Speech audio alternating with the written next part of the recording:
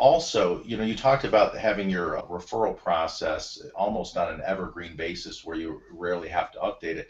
That's the one thing that can't be replicated by your competition. And if you're dealing, a lot of your clients are dealing in heavily regulated industries in the medical type professions. Today's innovation is tomorrow's commodity. So you're only staying a half step ahead of the competition if you're relying strictly on developing new techniques or buying, six-figure equipment and bringing it into your practice. So the thing to create a sustainable difference that can't be replicated is to do exactly what you've said in the book, and you lay out the steps as to how you can execute that. So I think that's extremely valuable, and it's also most valuable for people who ask you the question, well, I'm either in a predominantly business to business or more of a professional type industry. Speak a little bit to that, because I think there's some resistance amongst white collar professionals to injecting personality into their marketing efforts. Can you speak to that a little bit? Yeah, there's there's all of this fear that they'll show up at the local association meeting with all of their other professionals, and people will kind of look down on them. Mm-hmm. And I apologize. That's okay. It's probably a referral. Yeah, right. So so professionals don't want to do it. They'll go to their association meetings and hang out around if it's attorneys or engineers. I know the engineers well. They'll go and everybody will talk about how the business is going and everything. And if anybody's doing anything a little bit different, they get kind of called out on it. And if they're doing anything that others might think is less than the highest standard of professionalism, which frankly often is just it's funny for me to watch what professionals will do to drive business away from themselves by being stuffy. But they'll be afraid to show up at these association meetings because that's often where they have the most interaction with other people outside of their firm. And I can remember we ran ads at one point. We were experimenting with ads with my last business. We spent mid five figures on, a large dollar amount to run full-page ads in the business magazine in the state of Florida. And they're beautiful ads.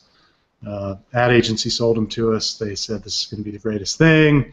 This is really what made me very passionate about learning marketing, because it was costing me a lot of money at the time not to know. And so I showed up at the association meetings, and everybody, all of my colleagues had seen it, and they thought they were great. And I didn't want to admit to them after that year had gone up how much I had spent. I could have bought 2 cars for the cost of these ads, 2 nice cars too. Nice. And they made the phone ring exactly 0 times. But the stuff that we were doing that people would criticize us for at the association meetings was the stuff that made the phone ring off the hook, that brought in the best clients, the ones that would pay higher fees. So I pretty quickly got a thick skin towards that type of criticism, and I actually now use it. If I go to a meeting like that and somebody has something to say, about a way that I'm marketing, and they're a competitor, if they're critical of it, I know I'm probably on the right track. Yeah, and you probably have the numbers to prove it as well. Exactly.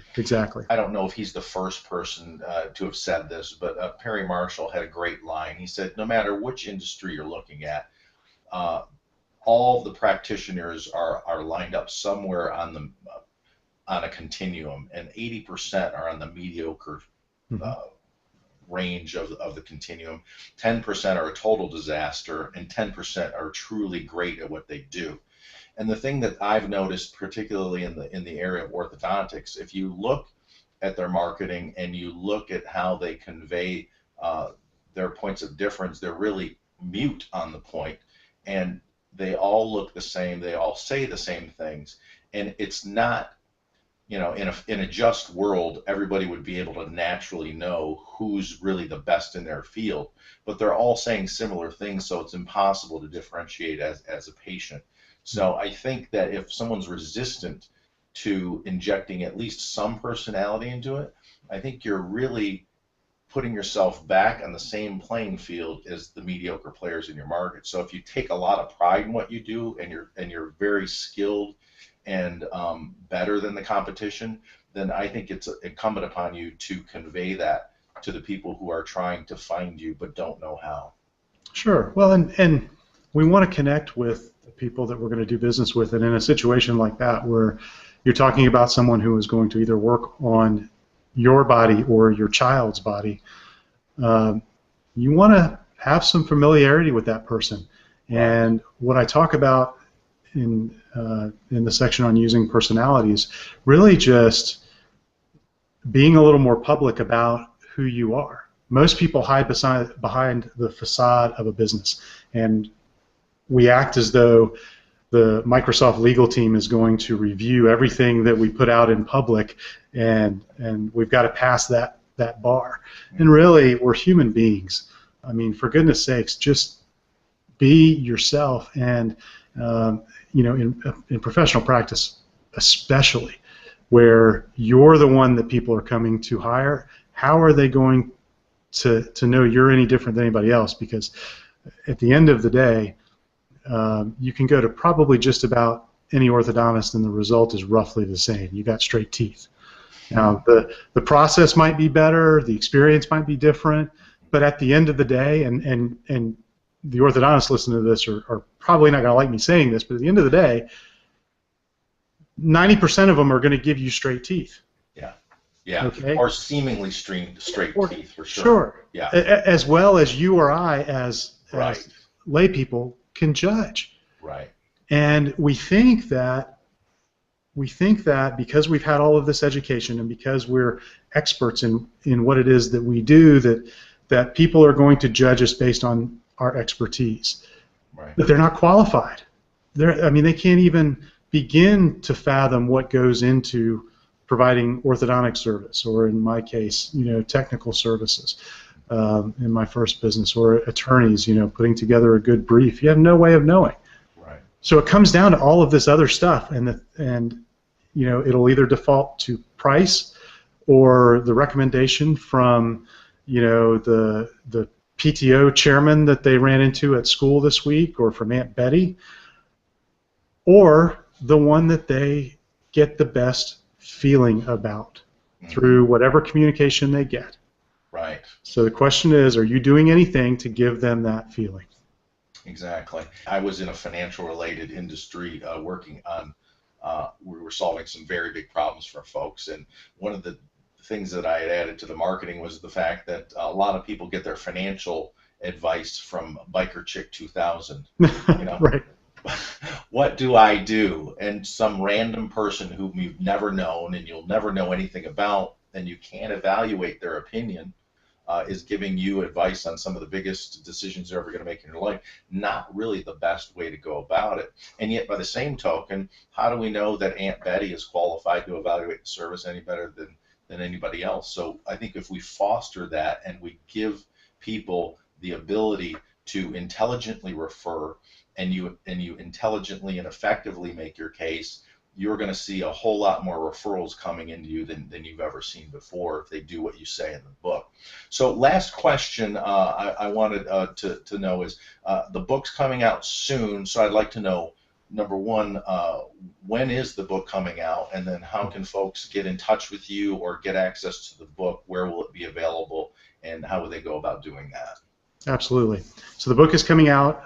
It'll be available for sale on Amazon in both Kindle format and in paperback on July 15th.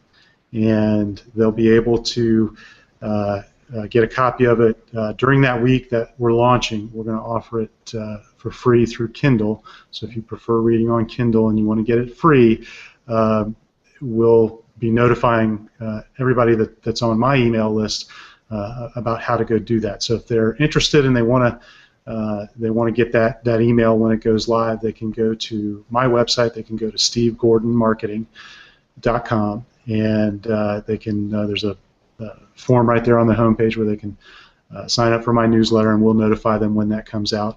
And they can also go to unstoppablereferralbook.com, unstoppablereferralsbook.com, and Is that referrals book or referral book? it's referrals with an S. Okay, so it's plurals, as in Yes. lots of them. Okay, Lots of them. unstoppablereferrals.com or Yes. unstoppablereferralsbook.com. Okay, good. Yes, that's correct.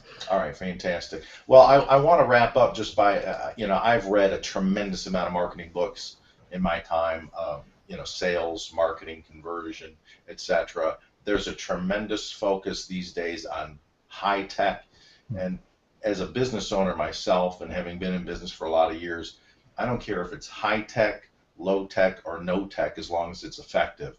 I've That's seen right. a lot of the materials on how to generate and maximize referrals, and most of them talk about how important they are, and hey, be a nice guy, lead with value, and ask a lot. Those are only going to get you so far, and most people know they don't work that well. Else, that's all you'd have to do.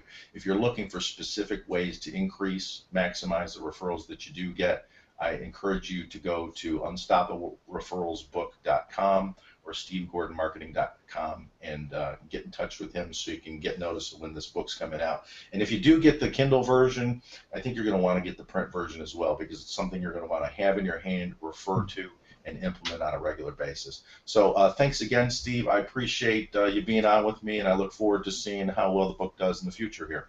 It's been a real pleasure, Robert. Thank you very much for having me. My pleasure. You take care.